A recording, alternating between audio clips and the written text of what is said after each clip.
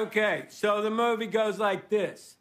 The biggest drug cartels in the world get together and buy up all the media and all the politicians and force all the people in the world to stay locked in their homes, and people can only come out if they take the cartel's drugs and keep taking them over and over.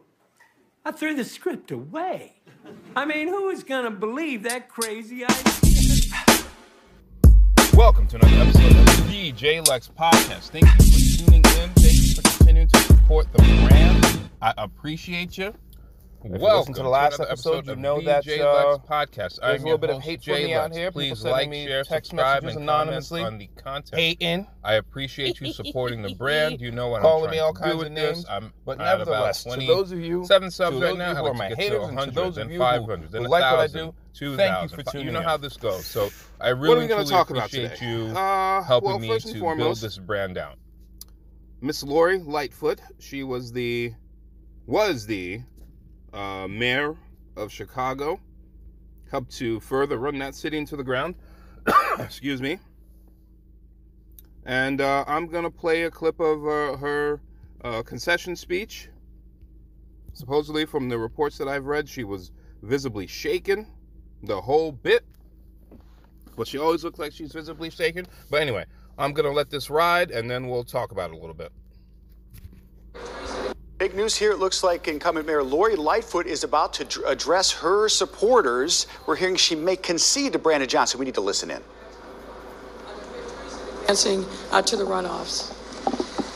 We were fierce competitors in these last few months, but I will be rooting and praying for our next mayor to deliver for the people of the city for years to come. Your class act. Thank you.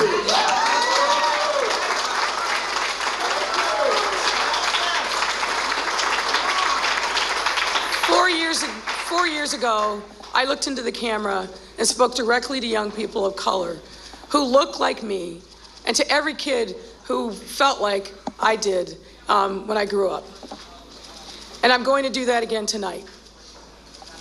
I told you back then that anything is possible with hard work. And I want you to know that no matter what happens along the way, you should always believe that, because it's true. Believe that you can bring about change. Believe that you matter. And believe that you can love who you want to love and do what you want to do and be who you want to be. You will not be defined by how you fall. You will be defined by how hard you work and how much you do good for other people.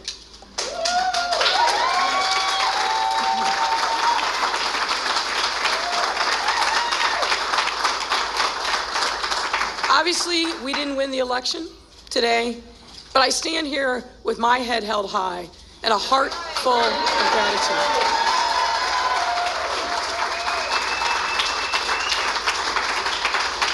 I am grateful to the millions of Chicagoans who came together as we made tough decisions, saw the struggles of our frontline workers, and beat back a deadly pandemic.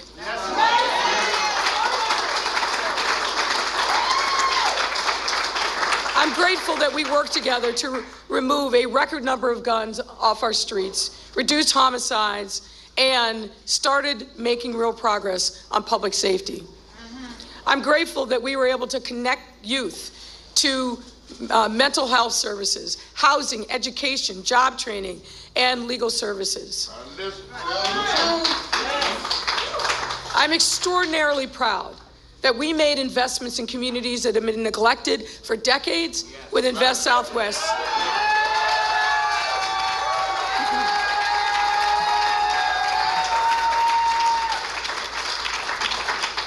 And putting over $2.2 billion into communities in our neighborhoods. That commitment simply must continue.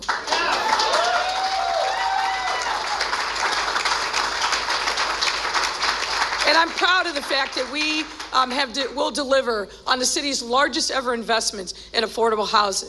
Yes. And to achieve record investments in our public schools, adding school social workers, nurses, and special education case managers. And you better believe I am grateful that we took on the machine and entrenched forces that held this city back for far too long.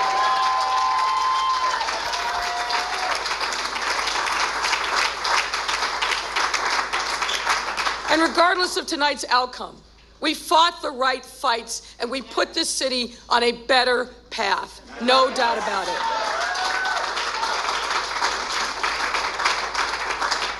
Now, as we all know in life, in the end, you don't always win every battle, but you never regret taking on the powerful and bringing in the light.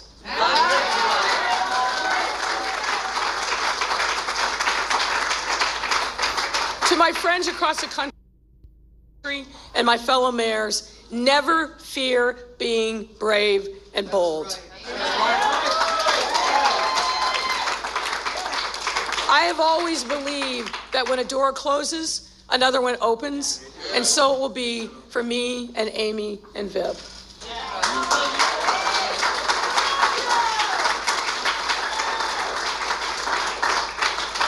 Thank you to my family for inspiring me. My love of my wife, our daughter, and the rest of my family grows and grows, and they have always stood by me through thick and thin, and tonight is no different. Thank you, honey.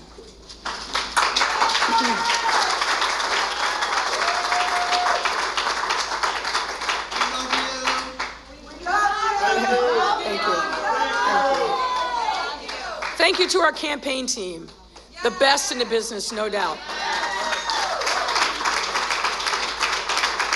And I want to say a special thanks to our incredible volunteers who did tremendous work connecting us with voters and making the case for me every day all over this city. We love you. And to my friends in organized labor, thanks for your commitments and support.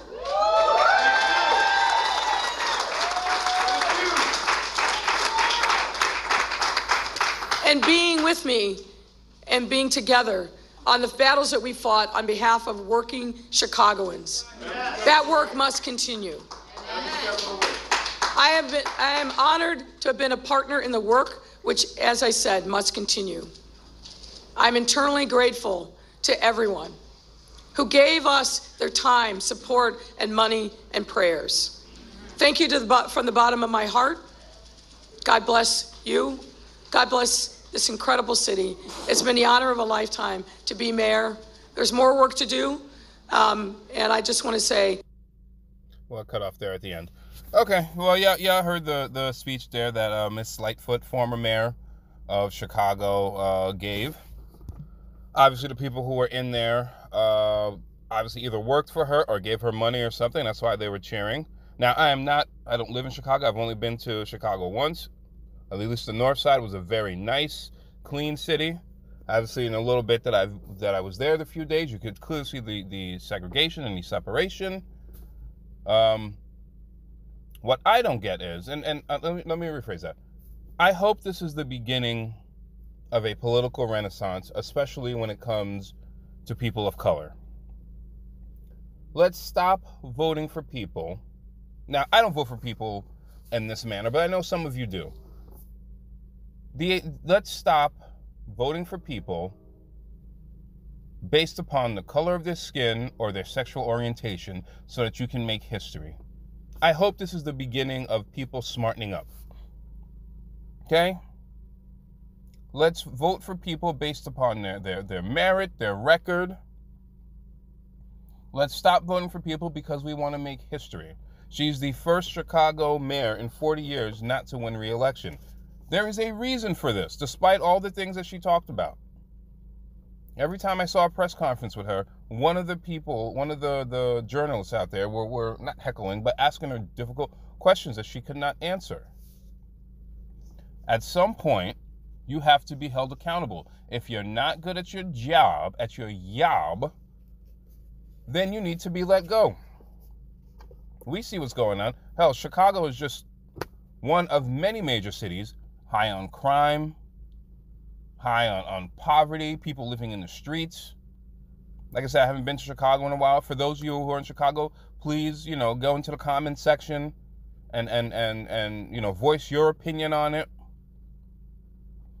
You tell me what Chicago's like right now. I haven't been since 2015. It was like August 2015. Great city, great walking city. You know what I'm saying? Navy Pier's beautiful. You know, even walked around at nighttime. Probably couldn't do that now just because of the way crime is, but it's a great city. I even like Chicago in some ways more than I like New York City. It's a little bit cleaner. People tend to be a little bit nicer. Great metro. Clean. Unlike New York City. But I hope, as I said before, this is the beginning of a political, you want to call it renaissance, a political shift. Let's stop hiring people because they're making history, because they happen to like the same sex, because they happen to have melanin in their skin. Let's start hiring people because we think he, she, or they are best for the job, for the job. You hire the politicians. I'm glad that Chicago finally looked and said, enough. I mean, the Bears are moving out of Chicago, out of Soldier Field. Yes, this mayor lost the Bears. They're moving to, I think it's called Arlington Park out there, if memory serves me correctly.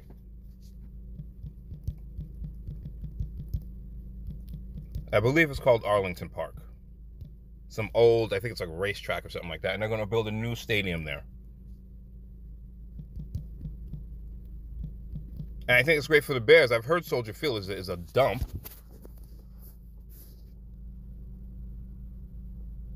But we have to hold people accountable when they do a shit job.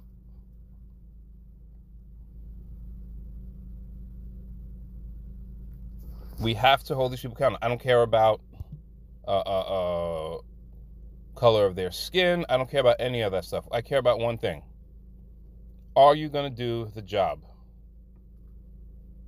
I guess there's 2 men right now who are going to be the guys running instead. There's 2 candidates, different approaches to public safety, that are battling for the mayor of Chicago. The concerns about crime are on top of the mind of voters. Of course they are. Let me get these guys' names, but of course it is. Like I said, it's a great city. I know the South Side and the West Side have their issues, but we have to hold people accountable. These 2 guys, Paul Vallis, 69, former head of Chicago Public Schools, secured 34% of the vote, and Brandon Johnson, who serves as Cook County Board of Commissioners, with 20%. I guess these are the 2 guys that are running. Once again, I don't know who these guys are. I don't have any history on them. You pick who you think is the best person. I believe they're both men of color. Oh, wait, I could be wrong. Nope, I'm sorry. Paul Vallis is not a man of color. I apologize. But once again, he's a Caucasian man. But if you feel he is the best person for the job, then that's who you should vote for. Don't vote for people based upon their color. Just because the politician's black doesn't mean that they're not corrupt, okay? They're just as corrupt as anybody else. They just happen to have blackface on. Oh yeah, I said it.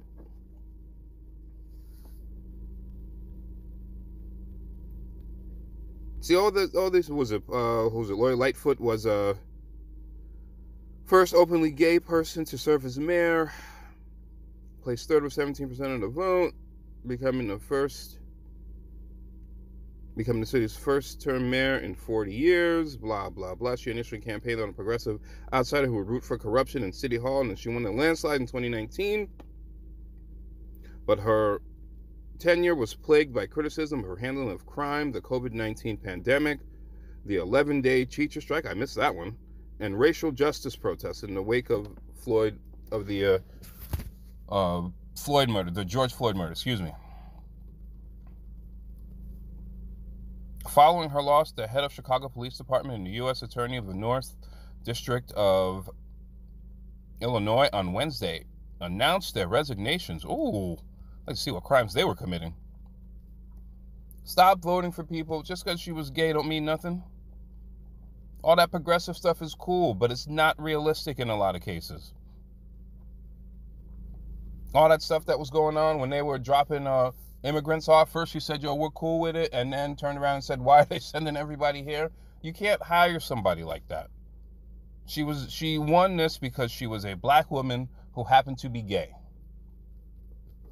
If she was straight, maybe she would have won, maybe not, but the whole being gay thing was the angle that she played. She was a race baiter like anybody else, like a lot of people, I should say. You know, vote for people who you think are going to do great for you. And if they don't, your job as a voter is not only to go to the polls, but it's to hold these elected officials' feet to the goddamn fire. If they're not doing their job, then you need to be on their ass. Pause. Period. Because they work for you.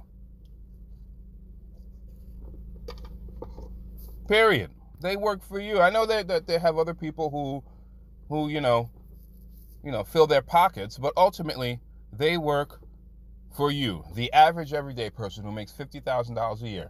Not just the person, who spends $20,000 to $40,000 for a dinner so that they can get something out of them. They work for you. You should call up your mayor, your local congressperson. You should harass them, figuratively speaking, of course, but you should be on their behinds if they're not doing their job. And like I said before, especially when it comes to people of color tend to be a little emotional, and they vote with their feelings instead of the facts. That's how Sleepy Joe got into office in the first place. Let's not forget that. You know what I mean? That man, given his record and everything, people voted him on one reason: diet racism. Yes, diet racism. Yes, it still exists, but it's not like it used to be, and people voted for him for that very reason. Not saying you had to vote for Donald Trump. I get it. Donald Trump wasn't somebody special, but at least he was telling us what was going on. We'll get to that whole thing in a minute, but yes, Lori Lightfoot, she gone. She can stop race baiting and stop avoiding questions now. She can go just live her life and enjoy herself and do whatever it is she's going to do.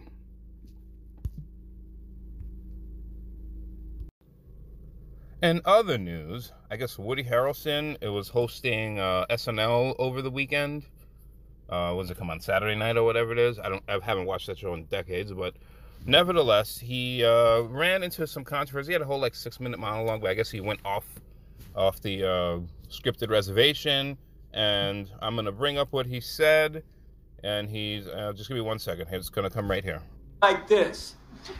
Okay, so the movie goes like this.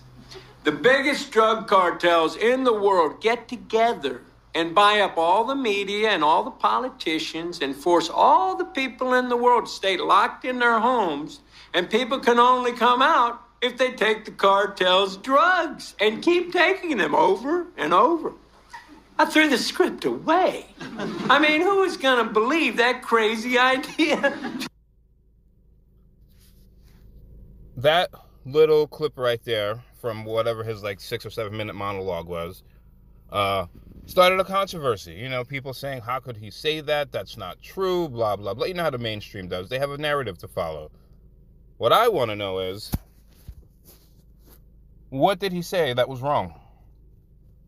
We literally lived this starting in March 2020. March 11th or 13th, I think it was a little different depending upon the state you're in. Here in New York, I believe it was the 13th. Everybody had to stay home because it was 2 weeks to stop the spread. I heard, medical people. I heard all kinds of craziness. 2 weeks to stop the spread. Now, I've talked about it before. I'm not a medical expert, obviously, but I figured it can't be 2 weeks. This is supposed to be the deadliest thing in the world. Okay, I figured 3 months. By that time, I figured summer because it was March. I figured June, maybe July, things would get back to normal. We had to wear those masks that we ultimately found out didn't work. If we walked into, you weren't being allowed into supermarkets without a N95 mask or a bandana or whatever the case might be. And nevertheless, almost it was 3 years now. So in March, We're in March now, so it'll be 3 years. It'll be 3 years in a little bit. 3 years since they locked everybody down, and the world basically stopped. You couldn't travel anywhere unless, because they had to get the vaccine out. Oh my gosh, it was the craziest thing ever. This is the worst thing ever. Everything that Woody Harrelson said, even though it was a joke, is absolutely true.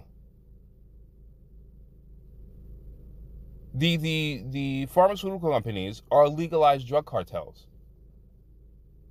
You do realize you can't sue them, right? Like, we have all this information coming out now about myocarditis and strokes and everything coming from you taking the vaccines and the boosters, right? You do realize, under the law, you can't sue Moderna, you can't sue Pfizer, and you can't sue Johnson & Johnson. They were hiding information. Like, they knew all of this stuff that was going to happen or what was going on, but you legally cannot sue them. You can look it up. You don't have to believe me. Look this shit up. They are protected under the law. That's the only difference between the actual cartel, like you hear about in Mexico and stuff like that, and the pharmaceutical companies, is that the pharmaceutical companies have the politicians in their back pocket. That's literally the only difference between them and the regular cartel. All the fentanyl, all the drugs they've put out over many a decade, which always came back. There was always some kind of side effects or something along those lines. You've seen all the commercials now. The only thing they do now is they tell you what the side effects are. This drug is supposed to stop you from being suicidal. In the rare case, you might actually become even more suicidal, but you can't sue them. Nobody goes to prison. Has anybody from Pfizer or Moderna or Johnson & Johnson gone to prison over this? Have they even had to go to court at this point? Have they got in front of Congress? We see all these, if you pay attention, you'll see once a week, the social media companies having to go into Congress, and Congress sitting there, especially the Republicans, they sit there and they say, you blocked my tweet on blah, blah, blah, blah, blah, on such and such a date about this, because they have their community guidelines and all that stuff. And look, that's what they should be doing. They should hold those people's feet to the fire. Why aren't we having that for the cartels? I knew that all of this was bullshit when it was under President Trump, and they were sitting there saying, well, we need to get these drugs out because this is really important, and we have to make sure that the country is this, that, and it. Johnson & Johnson got one of the contracts, and I said, what kind of bullshit is this? How did Johnson & Johnson, a company that was selling cancerous baby powder, end up with this contract? I'm going to get a date for you when it happened. They admitted in open court.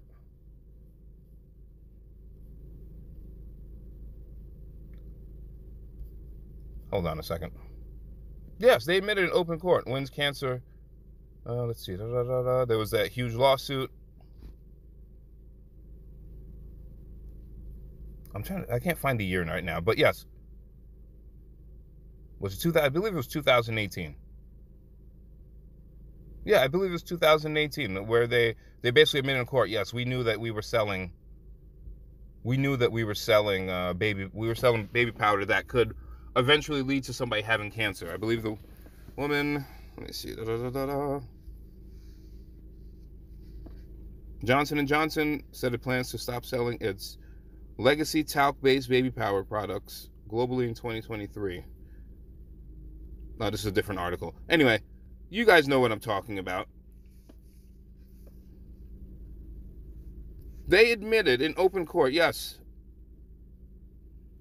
after decades of selling talc-based products, the company knew caused deadly cancers on unsuspecting men and women around the world, Johnson & Johnson has finally done the right thing. Knew it happened. Let's see. Talc powder has long been used in baby products because the mineral keeps skin dry and prevents diaper rash. So they knew that this product could give you cancer, and they kept selling it for decades. The company put $2 billion into a trust as part of the unit's bankruptcy to resolve all current and future talc claims. $2 billion. Chump change. I've seen where they're located out in Jersey. They're out just a little bit before like Trenton and places like that. I see where they are. I think they're near Princeton University, if memory serves it correctly. $2 billion. Chump change. And those MFers got one of the three companies that was awarded contracts to make the eventual COVID vaccine. And somehow their vaccine was only 2/3 effective, while the other two were 90% effective. Which we all know that none of them were really effective. It really didn't mean anything. They did all kinds of things to suppress all the information that was out there. And oh yeah, by the way, they just came out recently and said, oh yeah, by the way, that Wuhan thing, I think the government just came out and said, oh, that Wuhan thing, it's probably the most likely scenario as it pertains to the whole spreading of COVID. Really? We knew this 2 years ago. Why are you just admitting it now? Why are you just admitting what we already knew 2 years ago? You call people liars. You call people conspiracy theorists. You took people off of social media. The social media companies did. You took people off of social media. Some of those people still can't get back onto mainstream social media. But does anybody go to jail over it?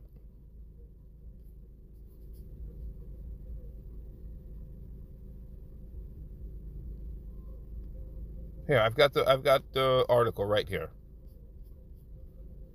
Federal agencies and the Biden administration are admitting that the COVID-19 virus may have originated from a Chinese lab leak despite outrage at the start of the pandemic. What? We knew this already. This is not new news. Why hasn't Anthony Fauci, who all they do is they bring him out, and he's still the highest paid government employee, by the way. He's still the highest paid government employee. That guy who has sat here and lied and made, I don't know how many tens, if not hundreds of millions of dollars. How is that guy not seen the inside of a prison cell yet? And you want the average everyday person to sit here and trust you. It's all out there. And some of y'all, I'm not gonna say all of you, but some of you have sat here and gone after people because they were coming out and saying these things. Did you go and apologize to those people, by the way? Did you go and tell those people, you know what, you were right? Our bad. We shouldn't have, or believed you. We should have believed you. Did you do any of that? Or are you going to continue to be a sheeple and be out here letting people lie to you and get away with it? How many of y'all sat there and stopped being friends with people and stopped talking to people, taking them off your social media, calling them names? Do you go and apologize to those people today? Do you go and apologize and say, you know what, our bad. We were in our emotions. You see, if you do that, I have no problems. But your ego is so big. Some of y'all, despite the information that's still out here, are still out here wearing masks. Despite the information that's out here, are still looking down upon people who were right.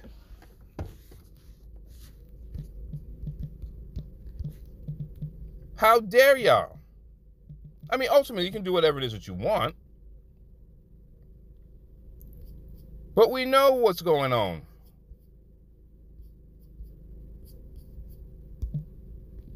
We know what the reality is, and some of y'all are still out here faking the goddamn funk. Speaking of Anthony Fauci, I think I heard it on the Jim Dory show. I want to give credit where I found it, or where I heard it. It was Jim Dory, the comedian, has been, obviously, he goes on to Fox News and things along those lines.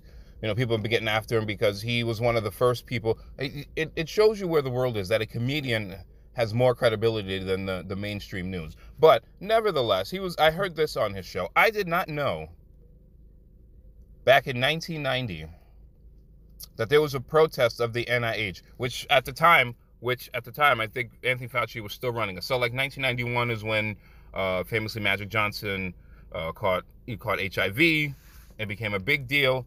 But back in 1990, I don't have the exact date, but back in 1990, there was a huge protest at the NIH that was being run by Anthony Fauci. I'm going to play the clip for you, and then we'll come back and talk about it. People with AIDS won't be quiet. People with AIDS won't be quiet. Oh, why drugs? Treatment or riot? People with AIDS won't be quiet. Oh, why drugs? Treatment or riot? People with AIDS won't be quiet. Oh, why drugs? Treatment or riot? Fight AIDS. Act up. Fight back. Fight AIDS. Act up. Fight back. Fight AIDS. Act up. This is an acyclovir molecule. It's representing that there's treatments out there that the NIH isn't testing. They're not testing high doses of acyclovir as prophylaxis against CMV or as a cofactor control against herpes viruses.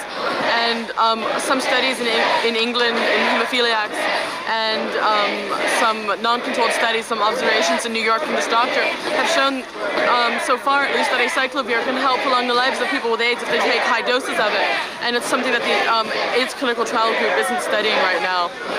And there's a lot of different treatments that they're not studying, and they're not studying them in all populations when they are studying them. We're dying of red tape. We're dying of red tape. We're dying of red tape. We're dying of red tape. I'm Nurse No Access, and we're here to tell all these people that they're too sick, they don't have insurance, they're all welfare mothers, and we just don't have place for them in our very scientific, see, it says National Institutes of Health, and we're a very scientific organization. And people who don't have insurance, people who are too sick, and people who are women who can't get here, better not come and skew our trials. And all of you who have histories of drug abuse, better not come either, because we know your blood is tainted. Especially her, and she's a child. She's a child. We don't have room for children in our trials. No drug trials. My only hope. So that's what we're here for. We're just here to keep our Nobel Prizes safe. Help me with my health. I'm here for money. Do you have money? No, I Money. have no money. Money for medicine. I have no money.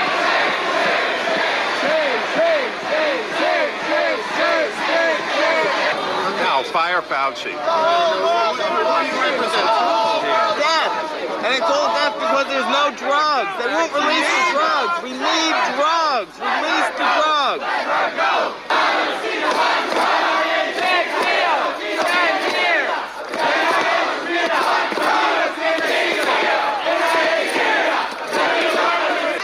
We're the invisible women, and we're here building what is now the invisible building for women's issues here at the NIH. Not only are women excluded from ACTGs consistently, the NIH is also not even studying the different opportunistic infections that women get. Women do not get the same opportunistic infections as men. What needs to be done, they need to open up trials for the poor, the homeless, people, of color, women and children. Just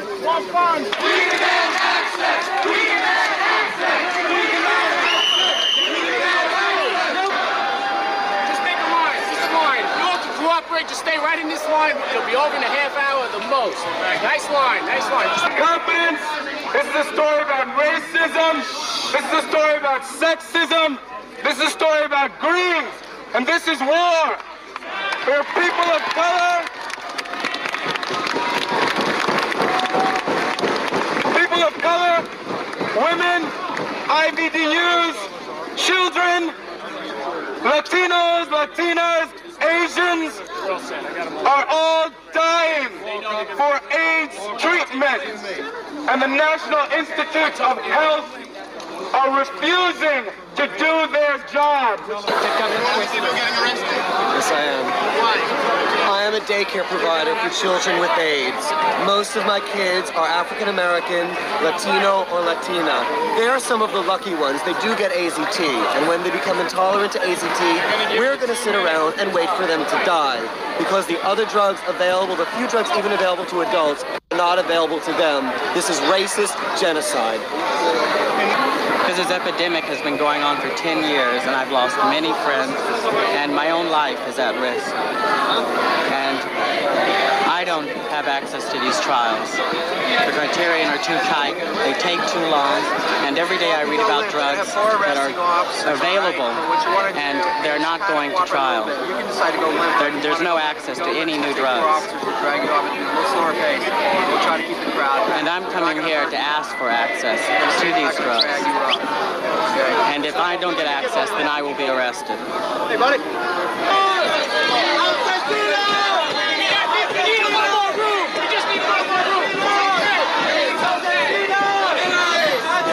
You guys get the gist of it. I want to know, where was this when all this pandemic stuff started?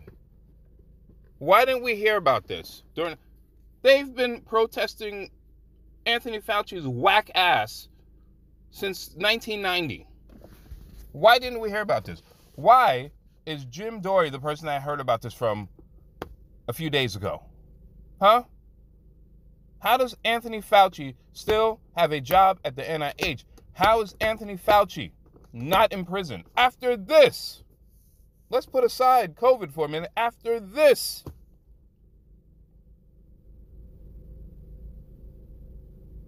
how is he not seen the inside of a prison cell? And I'm supposed to sit here and take the government seriously?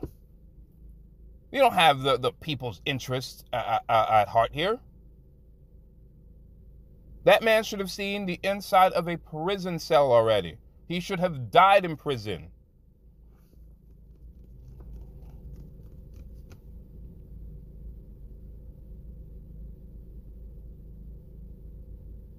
Why? If this is not some form of genocide, I don't know what is.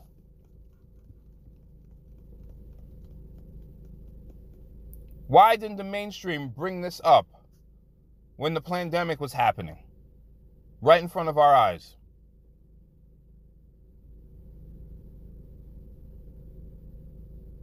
Why are people going to comedians for real news versus the actual people who went to journalism school?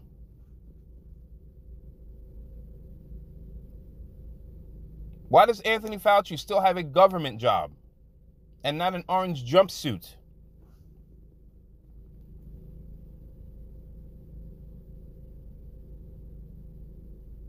And I'm going to hear from some of you, well, the rules are the rules. Fuck that.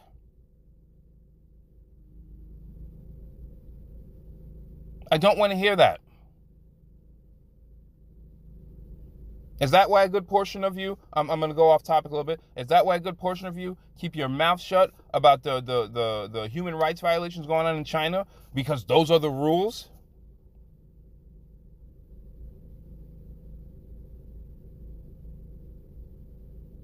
Anybody who says anything about them gets sent to re-education camps? I've seen the videos. You want that coming here?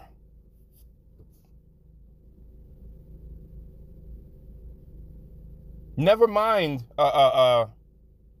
congressional hearings because somebody blocked you on Twitter. You can turn Twitter off. Or Facebook, Fedbook, or Insta, or whatever other mainstream platform you want to talk about. YouTube, etc. People were dying of AIDS, and they were holding back trials for people in particular who were of color.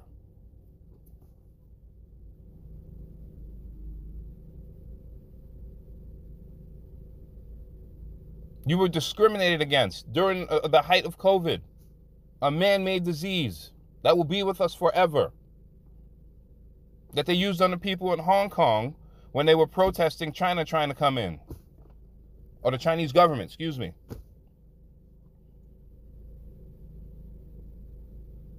People lost lives and businesses. Mostly small businesses. The big ones either got bailed out or made more money, i.e. Amazon.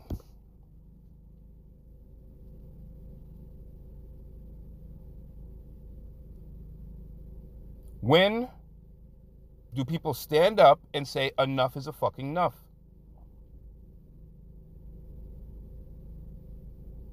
When do government officials who were involved in this and made money on this see the inside of a prison cell? The same exact way that you put a bunch of people in prison back in the 80s and 90s for not even distributing marijuana, but smelling like marijuana. A few years back, I went to Amsterdam. Very nice city. It was, I think it was February 2018. Very nice city. For those of you who don't know, over there, prostitution and weed are legal. I don't know if any other drugs are illegal, but I know weed is. You can go to a bar. They don't even sell alcohol. You can just get different strands of marijuana, sit there in the bar and smoke it. Like you would go drinking at a happy hour. Now, I don't partake in smoking weed. That's not my thing. But I felt uncomfortable just being in there. I thought they were going to raid the place. Why? Because here in the United States, up until maybe 15 or 20 years ago, if you could have smoked weed 2 hours earlier, a cop could stop you. You could smell like weed that you smoked 2 hours earlier, and they could still arrest you and ruin your life. So what Woody Harrelson is saying is not far-fetched. It's the truth. And to have people in the mainstream act as if it's not the truth is disgusting. We all know what's going on out here.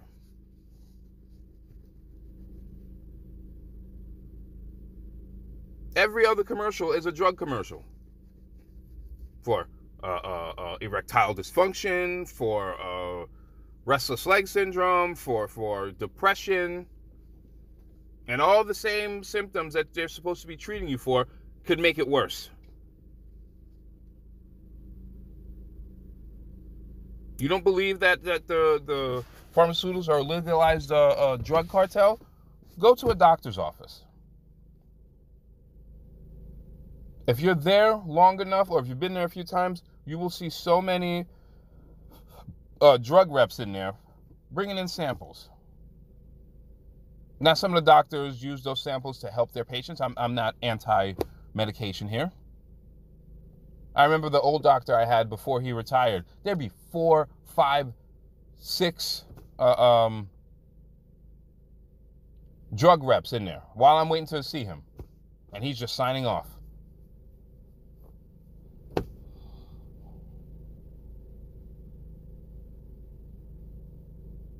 So for people to sit there, either be offended or be angry at Woody Harrelson is saying, they're either idiotic or they're in on it in terms of the drugs themselves, or they're getting a piece of it.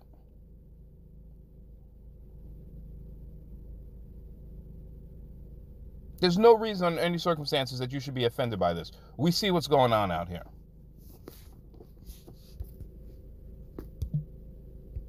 We see it every single day. Okay, shifting gears. On a lighter note, somewhat lighter note, obviously Creed, is this the third one, right?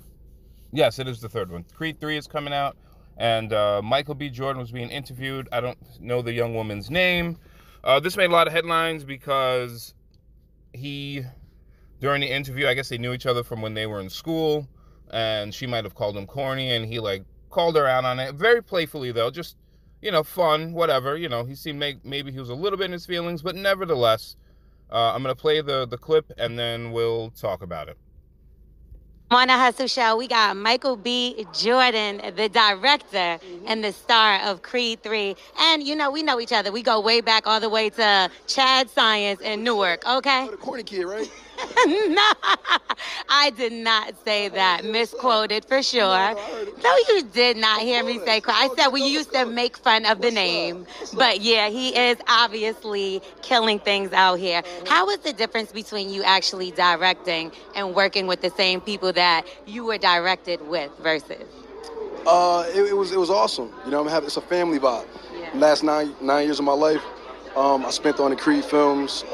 They're very supportive. You know, Tessa, Felicia, Rashad, Wood Harris, people that see me grow up. And for the fact that I stepped behind the camera and finally got a chance to direct them, they loved it, they embraced it, and it was a wonderful experience. And was it difficult for you mentally because you're coming out of a different space? I didn't know he was doing the athletic gear. I mean, I was staying in it. This is about y'all. This ain't about me. Isn't this the sexiest man show off right here? Who's the sexiest man? Because now who's the sexiest man? Because I thought you said you're on the way up. He might be the one right now. He is the one. This is the one right here. Yeah. See, so is it a tie? No tie. We don't compete. Yeah, we don't compete. Two number ones. Batman and Batman. Or should I? Oh, no, can't say that. Superman and Superman. Superman and Superman, sorry. Good luck with that. Love you, bro. Okay, so you also are going to do a new film with Will Smith very soon coming up. Is the rumor out there? Not sure. We're still working on the script. You know, that's something that I plan on doing in the future. Not sure when, you know, with these movies. I'm just trying to get through this project. Right, you know, when I get finished with this one, then I'll figure out what's going on next. And how is it filming in Atlanta? It was amazing. I've done 4 or 5 films down here, shot a couple television shows, so Atlanta's a second home to me, and I love coming down here to shoot. Favorite restaurant here? Man, whatever hotel I'm in, their restaurant. Well, you're not corny anymore. So, yeah, I heard that little 2-minute clip, whatever, you know. Once again, I think he's been waiting on this moment, because now as she said at the end, he's not corny anymore. Why is he not corny anymore? Because he's not the 7th grader, skinny kid, whatever the case might be. His status has changed. We all know how this works. We all know how this works. Okay? If you take Michael B. Jordan, take Michael B. Jordan example. Good-looking guy, right? I can say that. Good-looking guy. You take Michael B. Jordan and same looks, same stature, muscles, the whole bit, but make him a certified public accountant. Some people are going to find him corny. Take that same Michael B. Jordan, stature, the whole bit, but put him on a reality show. His status has changed. He's famous. He's on a successful reality show, excuse me. His status has changed. He's not only just an actor now he's a director. Okay, and the last numbers that I heard, Creed 3 has made over $100 million worldwide. So now his status is even bigger because now there's money tied to his name. And you know he's going to direct other things. And you know he's going to star in other things. So that's why she said at the end, well, you're not corny now. Why? Because his status is high. There's not a woman out there who's heterosexual who wouldn't sleep with Michael B. Jordan right now. Not a one of them. So you see that young woman called him corny, right? Because I know some of y'all being out here mad and everything along those lines. You probably feel the same way. There was a, I don't know if it was meant to be funny or whatever the case might be. I'm going to look it up right now. Some woman on, I believe it was Instagram. Hold on one second. Let me find it. Oh, here it is. I believe this is Instagram. Her name is Wiz Fajita. Funny name. Michael B. Jordan's cute, but he doesn't have any edge. He just looks, I don't know, responsible. He looked like he know where his birth certificate at. First off, the language tells you everything you need to, the way that was written tells you everything you need to know. But once again, you see, some women, no matter what, will find him corny. Because he's not edgy, because he's not, he's not thugging. That man's movie made $100 million. It's supposed to be a really good film. He's a really good actor. But for some women, it'll never be enough. For a lot of women, Michael B. Jordan right now, hottest man on the planet, will leave you for him in front of their boyfriend. But for some women, it'll never be enough. He doesn't have any edge. He's responsible. He knows where his birth certificate is. As if these things are bad somehow. But you know what? You're the same women who, when your value starts to drop, and all of a sudden you've got a lot more cellulite than you was accustomed to, you're the ones who are going to be mad when that man, because I guess he's dated a few lighter-skinned women, we'll say, and you're going to get mad when he's out there with another light-skinned woman. The other night, I was out somewhere. I can't remember where I was, and I heard these older, middle-aged, 30-plus women talking to each other about who they would date, who they would date, the age, blah, blah, blah. And I literally chimed in and I said, ladies, when you land a man, all you have to do is appreciate him. Appreciate that man. Those women have probably been ran through. I'm not even one of those who's mad at that. Whatever. You're allowed to have a past. You're allowed to have had your fun. But they probably blame every single relationship that ended poorly on the man. Now, some of them might have been the man, of course. We know how some men do out here. But the reality is, as I told these women, just appreciate the man and be respectful. Kevin Samuels was telling y'all this before he passed. Kevin Samuels spoke to y'all about this before he passed. Now, he was predominantly doing it within the black community, but it wasn't like anything he said was wrong. He was a little harsh about it, which you need. But because he put it in a way you didn't like, all of a sudden he was wrong. Yeah, I tried to get him off of social media. He's being mean, etc. When everything he said was correct. You only appreciate, how many times, go and watch his old clips. How many times do those women would go on to his show, 30-some years old, and he would say, what are you looking for? Are you looking for rapper, entertainer, blah, blah, blah, like high-status people? Yes. And then they would shrug their shoulders like, yes, that's what I want. What's wrong with a school teacher? I've seen so many clips of women, they do these shows and they say, well, how much do you think your man needs for you to live a comfortable lifestyle? $250,000, $300,000. But you think that money grows on trees? You know how hard it is to make that kind of money? And you same women, I know I'm going off on a little bit of a tangent here, but you same women will complain when that man is at home. You think that man has time to be there with you all the time? Most of those guys who make $250K to $500K to $1 million, those guys work 10, 12-hour days. They go to dinners in the evening. They're always about their business. You think you're going to land a top-grade rapper and he's only going to have eyes for you when there are 50 other women who are younger, in better shape, more beautiful than you are, and he's going to come home to you every single night and be loyal? A good portion of you would be second fiddle. A good portion of your life versus being number one in a stable relationship. Do you know the type of help that y'all need? Do you understand the words that are coming out of my mouth right now? You would play second fiddle for a good portion of your youth to somebody with status versus play number one in a stable relationship. You know how backwards thinking that is? But then, when you've given away your prime years to somebody else, a good man has to come in, and I'm not even talking about children at this point. I'm just talking about you. You and all of your bitterness are going to come in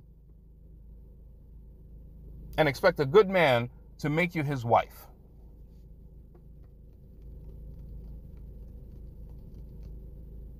Now, you can give away your prime. I'm not one of these people saying, oh, you got to be a virgin. Blah, blah, no. You can do whatever it is that you want. But please don't be one of those lames going up onto Twitter and some of the other social media out there, IG, etc., complaining that a Michael B. Jordan chose a Caucasian woman or a light-skinned Spanish woman, whatever the case might be. Please don't believe one of those lames. As a person who used to be called corny once upon a time, oh, you sound white, etc., I want to say to you formally, please, keep those BS comments to yourself. Because you had your opportunity, but you wanted to friend zone certain people, and you wanted to give your goods to somebody who wasn't going to be good to you or wasn't going to be as good to you. Then the proverbial wall hits, and now you want that good man to come back, or you want that good man to come and save you or help you raise your children. It's not even bringing that good man has to deal with whatever trauma, quote unquote, that you brought to yourself. Now, I'm not saying that if a man attacks you or anything along the line, I'm not saying that's your fault. I get that. But when you were sat there giving your Vickies up to the modern day rapper, when you was going down on whomever it is you was going down on, and all of a sudden you got played, that's a little bit of hurt. There's a little bit of hurt that's there. And now that man has to come in, the good man, when you've given those years up, and now he has to not only marry you, but he has to deal with the bullshit that had nothing to do with him. Where's that fair?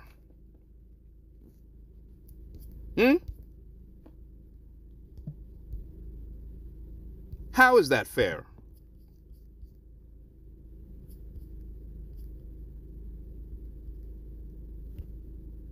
I saw a quote here. I saw it on Instagram, and I think this one resonates with what I'm talking about right now. Y'all are grown-ass adults now. You're responsible for your emotional intelligence at this point. It's no longer about who hurt you or who made you this way. It's about what you can do to fix your problem. Playing the blame game will only leave you ugly and stagnant. Sorry, not sorry. That is a wonderful quote. You made your decisions. You made an adult decision to have intercourse, to suck and swallow, whatever it is that you chose to do. Stop putting your emotional baggage on other people. If you need help, there are plenty of therapists out here.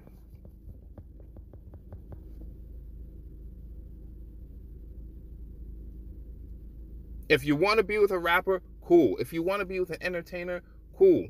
But if or when the shit doesn't work out, please don't bring all that trauma, quote unquote trauma, to the person who had nothing to do with it. Go into what they call monk mode. Go and fix yourself. Then go and find a partner. Because all this nonsense, and trust me, you can go look up the black manosphere, the manosphere. A lot of these men are not dealing with it anymore. And a lot of y'all are going to end up alone. And you're going to say, men ain't shit, men ain't this. No, you ain't shit. Until you go and fix what you need to fix, you ain't worth nothing. That goes for men too. Stop blaming everybody else for the poor decisions or the mistakes that you made along the way. Mostly poor decisions, because mistakes are things you do unknowingly. You knew he wasn't shit when you met him, but you gave him the draws, didn't you? He played you, he hurt your feelings, etc., and now you want to sit here and blame somebody else. No.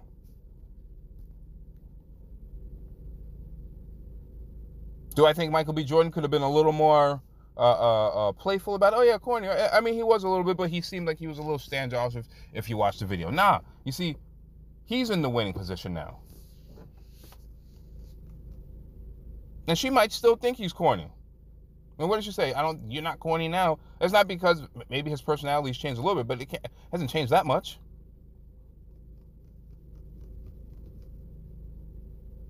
To the men out here, know your worth. Don't deal with anything less. Ladies, know your worth. There's no such thing as a soulmate out here. If you make a decision and it doesn't end up working out, don't take it out on the next person. You did that to yourself. Hold that L.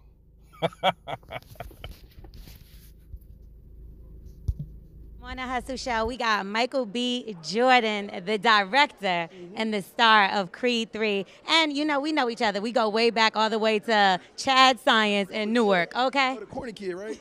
No, I did not say that. Misquoted for sure. No, you did not hear me say I said we used to make fun of the name. But yeah, he is obviously killing things out here. How is the difference between you actually directing and working with the same people that you were directed with versus? It was awesome. You know, it's a family vibe. Yeah. Last nine years of my life, I spent on the Creed films. They're very supportive. You know, Tessa, Felicia, Rashad, Wood Harris, people that see me grow up. And for the fact that I stepped behind the camera and finally got a chance to direct them, they loved it, they embraced it, and it was a wonderful experience. And was it difficult for you mentally because you're coming out of a different space? I didn't know he was doing the athletic gear. I mean, I was staying in it. This is about show. This ain't about me. Isn't this the sexiest man show off right here? Who's the sexiest man? Because now who's the sexiest man? Because I thought you said you're on the way up. He might be the one right now. This is the one. This is the one right here. Yeah. See this? So is it a tie? Ain't no tie. We don't compete.